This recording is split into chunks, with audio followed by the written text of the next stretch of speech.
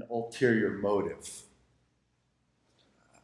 I guess the easiest way to put this is, have you ever said to somebody, "You really look nice today," when you already had in mind the favor or the request that was coming next? I knew beyond a shadow of a doubt that, unlike a few weeks ago when I asked about if anyone had ever been in a conflict, and everybody in here shot their arms up and down. I've been in a conflict with somebody, because it was a universal truth that we were all willing to admit, and we were willing to share it with everyone else because we knew that everyone else had experienced it too. And this is a little bit like that, except we have a little bit more discretion. We don't want everyone to know that we actually have said, "Look, I washed the dishes," when we had another favor in mind for later. In Luke 16, we meet a dishonest manager who tries to make a better future for himself when he finds out, only when he finds out that he's about to lose his job. And he explains, or Jesus explains in the parable, why this is such a big deal for this dishonest manager. Now, we've all probably done something or acted in a certain way when we had a different outcome in mind. And that's what having an ulterior motive really means.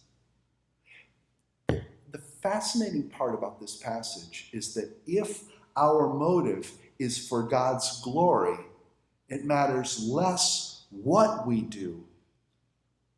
Yet if our motive is for ourselves, then what we do actually makes a big difference. Sometimes what we do is not as significant as why we do it. I knew that I was in trouble. First of all, I preached this passage, I think it was 12 years ago. And so it was great rereading that and going, "Oh my gosh, those poor people." But the other thing that was really interesting this week was every commentator that I found struggled with this passage. One went so far as to say that as Luke was writing the gospel, he probably had, and he imagined this commentator imagined it in very modern terms, a stack on his desk of sayings of Jesus, a stack of parables, and this was one of those occasions where he put the two together and didn't really think it through. I think that was a very weak commentary and kind of a cop-out. And I do think that the commentator meant that tongue-in-cheek. But it's easy to see why people struggle with this. Jesus tells a story that is overtly about somebody who has been dishonest. The Bible says this is about a dishonest manager. And in the story, he ends up praising the cheater. Luke, the gospel, focuses much attention on this idea of debt or indebtedness. And despite the tremendous spiritual debt that weighs each one of us down, grace is a free gift that is available to each one of us. No matter who we are or what we've done, we are eligible for God's grace. In Luke 16, Jesus is addressing his disciples. Perhaps he was offering them a little bit of an advanced course in the faith life. If this was not his version of graduate school, it should have been, because the concept is really hard. What we do isn't as significant as why we do it. And the reason that's so hard is because so many people can take that and run with it and go in all sorts of wonky directions. The Pharisees are around. They haven't left the scene. They were around in 15, but at the beginning of 16, Luke 16, we see Jesus is now talking to the disciples. Now in verse 14, just after where I stopped reading, the Pharisees add a commentary. They respond. Jesus seems to have a deep suspicion towards financial gain, not because he calls everyone to poverty, but because of the moral difficulty that accompanies wealth so often. Now, I was trying to think of one example that we could all use that would help us realize the moral quandary that goes along with wealth or any kind of material possessions. And the one that came to my mind is stock ownership. Now, I don't want to get into who owns stock or how much or anything like that, but just the concept of stock ownership is this. You are a shareholder in the company when you're a stockholder. You are a part of that company. Everything the board of directors, from the very top and the CEO down to the lowest level employee does, is supposed to increase shareholder value. That's the nature of stock ownership. Now, we all know that when we own stock in a company, we don't have any input, unless we own a tremendous amount of it, and then we get to exercise that input by being on the board of directors or telling them what to do. But for most of us, it's more a matter of what's the return? Is the stock price going up or down? That's what we care about. But the truth is, we're part of that structure. And when the company does something nefarious, pollutes a river, has dishonest hiring practices, or any of the other things that you see when you open up the financial pages of the newspaper, transfers to the owners. Well, you might say to me, now, Pastor, I had nothing to do with that. Well, no, of course you didn't. So sell your stock. Get out of the game. Well, now I just want the return. See, we're part of that system, and that's what Jesus is talking about. He's not saying go out and be as poor as I am. He's saying there's a big quandary that goes along with this. There's a big ethical dilemma. There's a morality crisis that goes along with it. And that's why it's an advanced course for disciples. The Pharisees weren't ready to hear about it yet, and so he pulled the inner circle off together to hear this advanced teaching. I was really blessed this week because my friend, you've heard him preach, Scott Spencer, I knew that he was writing a commentary on Luke. But I did email him and say, have you done anything on Luke 16? Well, it's not published yet, but he sent me the manuscript. Why, yes, I am.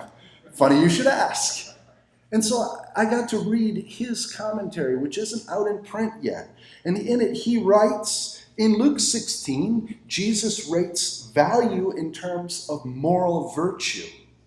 Value in terms of moral virtue. See why this is the kind of thing that people don't want to wrestle with. This is value in terms of moral virtue, not material fortune. Man, things haven't changed that much since biblical days, have they? How do we rate value so often? We look at what people have, where they live. We look at where they are in society. Oh boy, we better listen to so-and-so. They're up there. Jesus rates value in terms of moral virtue, what's on the inside, not material fortune. This is virtue that is dependent on deep devotion to God's will. Faithful and true stewardship of God's resources. We have opportunities like that all the time. We're in the budget process for 2017, and we're talking about God's resources. Not our resources. When it goes into the plate, it becomes God's resources, and we become trustees. We have a fiduciary responsibility to be good stewards.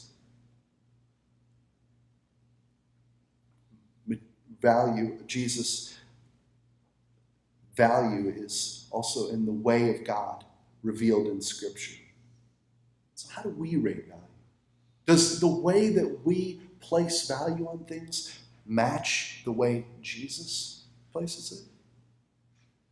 Some commentators suggest that the dishonest manager was only reducing the debts by his own commission, by his portion of the cut. Perhaps. That exonerates the manager and he ceases to be the dishonest manager. Others suggest that it was common for a rich, vacant landowner to leave naming and collecting debts to a local manager. And the dishonest manager was following generally accepted protocol, maybe. The problem is the Bible doesn't say that. The Bible is clear about the problem.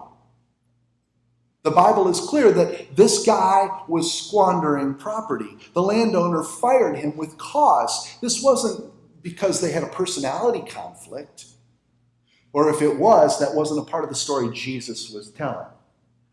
Jesus is telling a story about a guy who was squandering property and was being fired with cause. Alan Culpepper points out that one challenge of the story is about being clever. You see, Alan Culpepper draws this distinction between this story and Jewish folklore. For example, in Genesis 25 to 50, we have the story of, Voyagers are studying this. Who's in Voyager Sunday School class? Who are you guys studying? Joseph, but who's Joseph's father?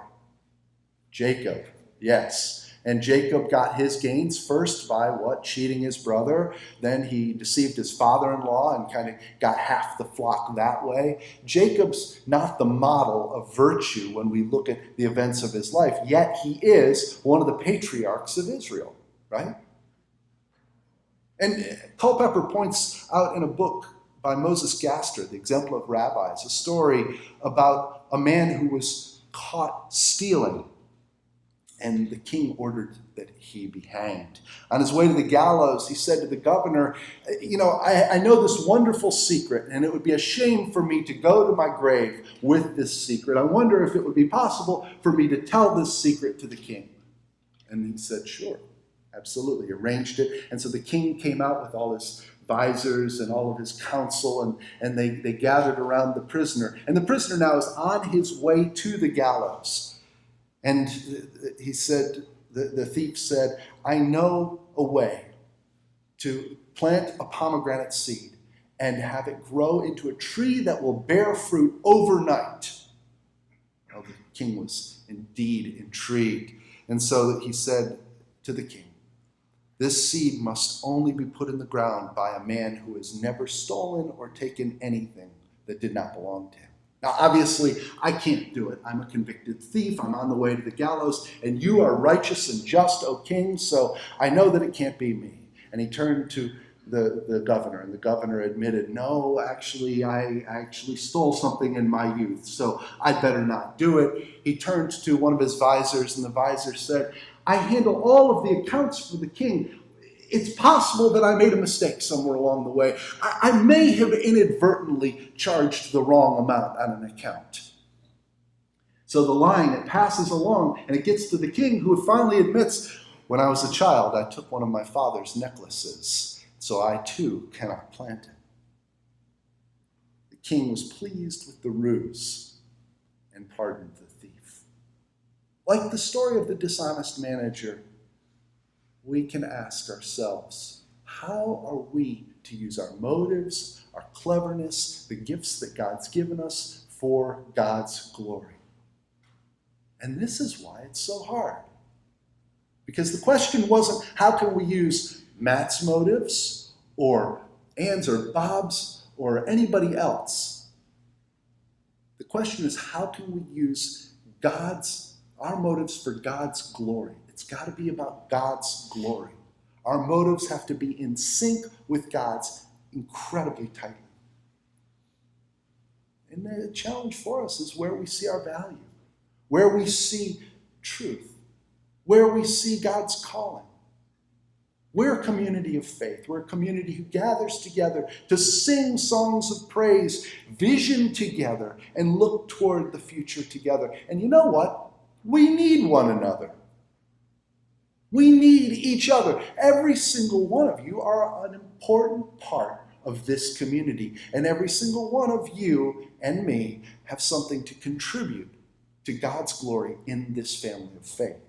Sometimes it might seem like someone has their own interests in mind, but maybe they're doing something bigger for God's glory. Spencer points out at the end of this verse the parallelism between very little and much. Jesus draws at the very end of this passage. Whoever is faithful in very little is also faithful in much.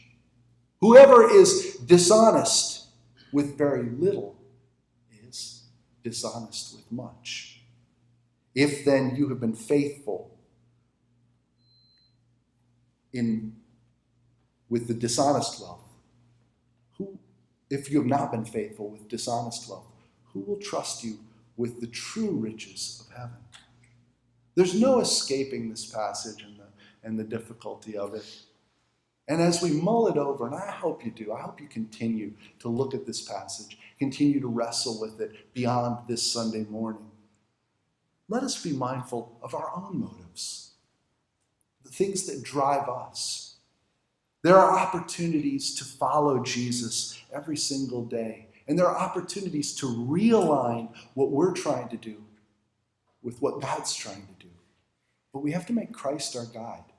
We have to be open, absolutely open to Jesus leading each and every day with each and every step we take. And I pray that as we wrestle with this dishonest manager, that we can hear God's voice leading us, prompting us, and calling us to something greater and deeper as a family of faith.